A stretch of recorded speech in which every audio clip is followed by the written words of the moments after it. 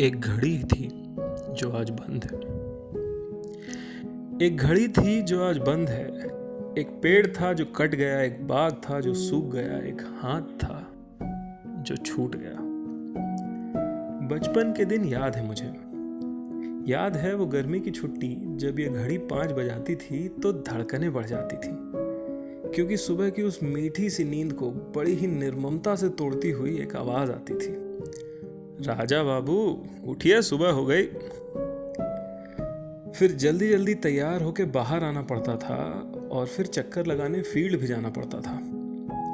सुबह सुबह उठाए जाने की मेरी शिकायत पे वो मुस्कुराते थे और फिर मॉर्निंग वॉक की प्रतियोगिता में जब मैं तेजी से आगे निकलता था तो देख के हंसते थे और मुझसे हारने पे कहते थे, आप जवान हैं ना, हम कैसे जीत पाएंगे आपसे।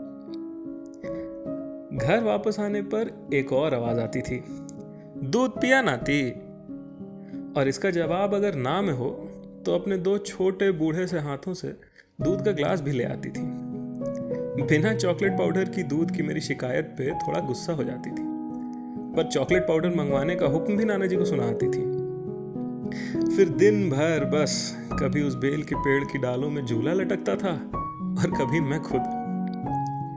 कभी पेड़ से ही बिना धोए लीची खाने के लिए डांट पड़ती थी, कभी उसी पेड़ के पास अलग अलग एंगल से फोटो ली जाती थी।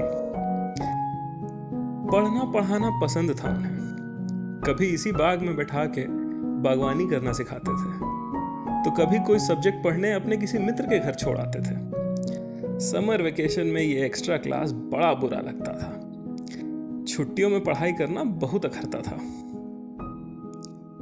फिर 10वीं 12वीं डिग्री, नौकरी, जीवन की रफ्तार काफ़ी तेज़ी से बढ़ी और शायद इस मॉर्निंग वॉक में भी मैं थोड़ा तेज़ी से आगे निकल गया और नाना जी शायद इस बार भी पीछे से देखकर बस हंस रहे थे। जब वापस आया इस घर में तो वो झूला, वो बाग, वो पेड़ नहीं थे। नहीं मिला वो बिना चॉकलेट का दूध जो एक वक्त पे बड़ा बेस्वाद लगता था। पर आज दुनिया के सारे मशहूर मिल्क शेक्स को भूलकर मैं ढूंढ रहा हूं वही बिना चॉकलेट के दूध का ग्लास, और उस ग्लास पर जो हाथ लगता था। आज नहीं ले जाया गया मुझे कहीं मैथ्स या जनरल नॉलेज पढ़ने। जब जाना था तब मन करता था कि जल्दी से बड़े हो जाएं और ये कह पाएं कि हम छुट्टी में पढ़ने नहीं जाएंगे, ये जबरदस्ती हम पर मत मलिए। पर आज अगर मौका मिलता तो यही कहते कि आप जहां चाहेंगे हम जाएंगे, आप लेके तो चलिए। और आज नहीं आई वो आवाज सुबह सुबह। नाना जी अब तक सोए हैं। सुबह होने का अंदाज नहीं लगा शायद उन्हें, शायद क्योंकि वो घड़ी अब बंद है।